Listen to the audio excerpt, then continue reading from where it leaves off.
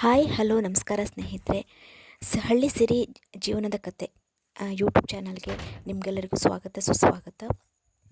ಮಲೆನಾಡು ಜನರ ನೆಚ್ಚಿನ ರೆಸಿಪಿ ಆದಂತಹ ಬಸಳೆ ಸೊಪ್ಪಿನ ಸಾರನ್ನು ಇವತ್ತು ಯಾವ ಥರ ಮಾಡ್ತೀವಿ ಅನ್ನೋದನ್ನು ನಾನು ನಿಮ್ಮ ಮುಂದೆ ತೋರಿಸ್ಕೊಡ್ತೀನಿ. ಇದು ತುಂಬ ಆರೋಗ್ಯಕರವಾದಂಥ ಒಂದು ವೆಜಿಟೇಬಲ್ ಅಂತಲೇ ಹೇಳ್ಬೋದು. ವೆಜಿಟೇಬಲ್ ಜಾತಿಗೆ ಸೇರಿದಂಥ ಒಂದು ಸೊಪ್ಪು ಇದು ಆಯುರ್ವೇದಿಕ್ ಔಷಧೀಯ ಗುಣವನ್ನು ಹೊಂದಿರುವಂತಹ ಸೊಪ್ಪು. ಕಾನ್ಸ್ಟಿಪೇಷನ್ ಇದ್ದಂಥವರು ಮತ್ತು ಮೌತಲ್ಸರ್ ಇದ್ದಂಥವರಿಗೆ ಇದು ಒಂದು ಒಳ್ಳೆ ರಾಮಬಾಣದಂತೆ ಕೆಲಸ ಮಾಡುತ್ತೆ.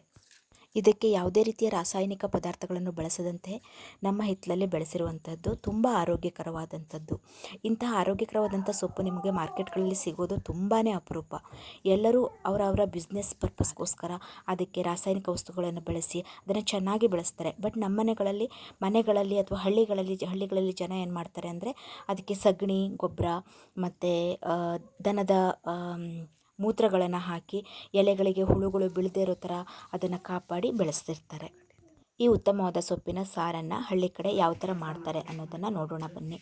ಮೊದಲಿಗೆ ಇಡೀ ಸೊಪ್ಪನ್ನು ಟ್ಯಾಪ್ ವಾಟರಲ್ಲಿ ಒಂದು ಸಲ ಚೆನ್ನಾಗಿ ತೊಳ್ಕೊಬೇಕು. ನಂತರ ಎಲೆಗಳನ್ನು ಒಂದೊಂದಾಗಿ ಬಿಡಿಸ್ಕೋಬೇಕು.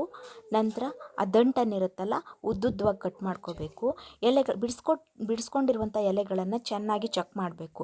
ಯಾಕೆಂದರೆ ಎಲೆಗಳ ಹಿಂದೆ ಮೊಟ್ಟೆಗಳಿರ್ತವೆ. ಕೆಲವೊಂದು ಈ ಚಿಟ್ಟೆಗಳು ಪ್ಯೂಪಾ ಸ್ಟೇಜಲ್ಲಿರುವಾಗ ಎಲ್ಲ ಅದು ಎಲೆಗಳ ಹಿಂದೆ ಇರೋದೇ ಜಾಸ್ತಿ.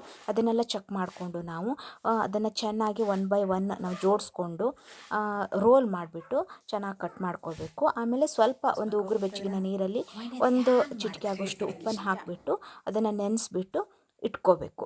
ಮೊದಲಿಗೆ ಸ್ವಲ್ಪ ತೊಗರಿಬೇಳೆ ಅಥವಾ ಹೆಸರುಬೇಳೆ ಯಾವುದನ್ನಾದರೂ ಓಕೆ ತೊಳೆದು ಇಟ್ಕೋಬೇಕು. ಸೊಪ್ಪಿನ ಜೊತೆ ಟೊಮೊಟೊ ಮತ್ತು ಈರುಳ್ಳಿ ಕೂಡ ಕಟ್ ಮಾಡಿ, ಆರುಮೆಣಸು, ಅರ್ಧ ಕಡ್ಡಿ ತೆಂಗಿನಕಾಯಿ, ಲಿಂಬೆ ಗಾತ್ರದ ಹುಣಸೆ ಹಣ್ಣು, ಕೊತ್ತಂಬರಿ 1 ಚಮಚ, 6 ಬೆಳ್ಳುಳ್ಳಿ ಹೆಸರು, ಇದನ್ನೆಲ್ಲ ಫೈನಾಗಿ ಗ್ರೈಂಡ್ ಮಾಡಿ ಒಂದು ಕುಕ್ಕರಿಗೆ ಹೆಸರುಬೇಳೆನ ಹಾಕಿ ಹೆಸರುಬೇಳೆ ನೆನೆಯುವಷ್ಟು ನೀರು ಹಾಕಿ ಅಲ್ಲೇ ಸ್ವಲ್ಪ ಎಣ್ಣೆಯನ್ನು ಸೇರಿಸ್ಕೊಳ್ಳಿ. ಅದಕ್ಕೆ ಈಗ ಸೊಪ್ಪು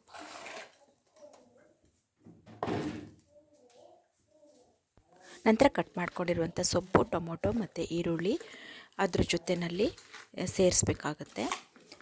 ಮತ್ತು ನೀರನ್ನು ಎಕ್ಸ್ಟ್ರಾ ಹಾಕ್ಕೊಳ್ಳೋಕ್ಕೆ ಹೋಗಬೇಡಿ. ಸೊಪ್ಪು ಬೇಯೋವಾಗ ನೀರು ತಾನಾಗಿ ಬಿಟ್ಕೊಳ್ಳುತ್ತೆ. ಕೆಳಗಡೆ ನಾವು ದಾಲನ್ನು ಹಾಕಿರೋದ್ರಿಂದ ದಾಲು ಚೆನ್ನಾಗಿ ಬೆಂದ್ಕೊಳ್ಳುತ್ತೆ. ನಂತರ ರುಚಿಗೆ ತಕ್ಕಷ್ಟು ಉಪ್ಪನ್ನು ಹಾಕ್ಕೊಳ್ಳಿ. ಹಾಗೆ 1 ಸ್ಪೂನ್ ಆಗುವಷ್ಟು ಬೆಲ್ಲವನ್ನು ಸೇರಿಸ್ಕೊಳ್ಳಿ. ಅದ್ರ ಜೊತೆ ಬೆಲ್ಲ ಸೇರಿಸೋದ್ರಿಂದ ಸಾಂಬಾರು ಟೇಸ್ಟು ಚೆನ್ನಾಗಾಗುತ್ತೆ. ದಂಟುಗಳಿಗೆಲ್ಲ ಬೆಲ್ಲ ಉಪ್ಪು ಚೆನ್ನಾಗಿ ಮಿಕ್ಸ್ ಆಗಿ ತಿನ್ನೋಕ್ಕೆ ತುಂಬ ಚೆನ್ನಾಗಿರುತ್ತೆ. ಹಾಗೆ ಕುಕ್ಕರ್ನ ಲಿಡ್ಡನ್ನು ಕ್ಲೋಸ್ ಮಾಡಿಬಿಟ್ಟು ಗ್ಯಾಸ್ ಮೇಲಿಟ್ಟು ಒಂದು 4 ವಿಷಲ್ನ ಹಾಕ್ಸ್ಕೊಳ್ಳಿ. ನಂತರ 4 ವಿಷಲ್ ಹಾಕ್ಸಿದ ನಂತರ ದಾಲೆಲ್ಲ ಚೆನ್ನಾಗಿ ಬೆಂದ್ಕೊಳ್ಳುತ್ತೆ. ನಂತರ ಬೇಯಿಸ್ಕೊಂಡಿರುವಂಥ ಸೊಪ್ಪು ಮತ್ತು ರುಬ್ಬಿಟ್ಕೊಂಡಿರುವಂಥ ಮಸಾಲೆನ ಬೇರೆ ಒಂದು ಪಾತ್ರೆಗೆ ಹಾಕಿ ಮಿಕ್ಸ್ ಮಾಡಿಕೊಂಡು ಚೆನ್ನಾಗಿ ಕುದಿಸ್ಬೇಕು. ನೋಡಿ ಯಾವ ಥರ ದಾಲ್ ಚೆನ್ನಾಗಿ ಬೆಂದಿದೆ ಅಂತ ನೀವೇ ನೋಡ್ತಾ ಇದ್ದೀರಾ. ಮಸಾಲೆನ ಅದ್ರ ಜೊತೆ ಮಿಕ್ಸ್ ಮಾಡಿಕೊಂಡು ಚೆನ್ನಾಗಿ ಕದಡ್ಕೊಂಡು ಆಮೇಲೆ ಚಿಕ್ಕ ಫ್ಲೇಮಲ್ಲಿ ಗ್ಯಾಸಲ್ಲಿಟ್ಟು ಚೆನ್ನಾಗಿ ಬಾಯ್ಲ್ ಮಾಡಬೇಕು. ನೋಡಿ ಸಾಂಬಾರು ಥಿಕ್ನೆಸ್ ಇಷ್ಟೇ ಇರಬೇಕು. ಚೆನ್ನಾಗಿ ಬಾಯ್ಲ್ ಆದ ನಂತರ ಒಂದು ಚಿಕ್ಕ ನಮ್ಮ ಕಡೆ ಅಂತೀವಿ ಒಗ್ಗರಣೆ ಪಾತ್ರೆ ಅಂತೀವಿ, ಚಿಕ್ಕ ಒಗ್ಗರಣೆ ಪಾತ್ರೆಗೆ ಸ್ವಲ್ಪ 2 ಸ್ಪೂನ್ ಆಗುವಷ್ಟು ಆಯಿಲ್ ಹಾಕ್ಕೊಂಡು ಚೆನ್ನಾಗಿ ಎಣ್ಣೆ ಕಾದ ನಂತರ 1 ಸ್ಪೂನು ಮಸ್ಟರ್ಡು ಮತ್ತು 1 ಒಣಮೆಣಸಿನಕಾಯಿ ಮತ್ತು ಬೆಳ್ಳುಳ್ಳಿ, ಜಜ್ಕೊಂಡಿರುವಂಥ ಬೆಳ್ಳುಳ್ಳಿ ಹೆಸಳನ್ನು ಒಂದು 4-5 ಹಾಕಿದರೆ ಸಾಕು.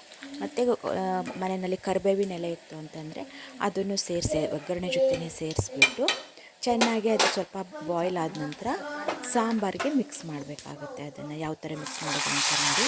ಮಿಕ್ಸ್ ಮಾಡಿದ ತಕ್ಷಣ ನೀವು ಒಂದು ಲಿಡ್ಡನ್ನು ಕವರ್ ಮಾಡಬೇಕು ಪಾತ್ರೆಗೆ. ಈಗ ರುಚಿಕರವಾದಂತಹ ಬಸಳೆ ಸೊಪ್ಪಿನ ಆರೋಗ್ಯಕರವಾದಂಥ ಸಾಂಬಾರು ರೆಡಿಯಾಗಿದೆ. ನನ್ನ ಈ ವಿಡಿಯೋ ನಿಮಗೆಲ್ಲರಿಗೂ ಇಷ್ಟ ಆಗಿದೆ ಅಂತ ಅಂದ್ಕೊಂಡಿದ್ದೀನಿ ನಾನು. ಲೈಕ್, ಶೇರ್, ಸಬ್ಸ್ಕ್ರೈಬ್ ಮಾಡ್ಕೊಳ್ಳಿ. ಹಾಗೂ ಕಾಮೆಂಟ್ ಬಾಕ್ಸಲ್ಲಿ ಹಾಯ್ ಅಂತ ಮೆಸೇಜ್ ಮಾಡಿ. ನಿಮ್ಮ ಚಾನಲ್ ಕೂಡ ನಾನು ಸಬ್ಸ್ಕ್ರೈಬ್ ಮಾಡ್ತೀನಿ. Thank you for watching.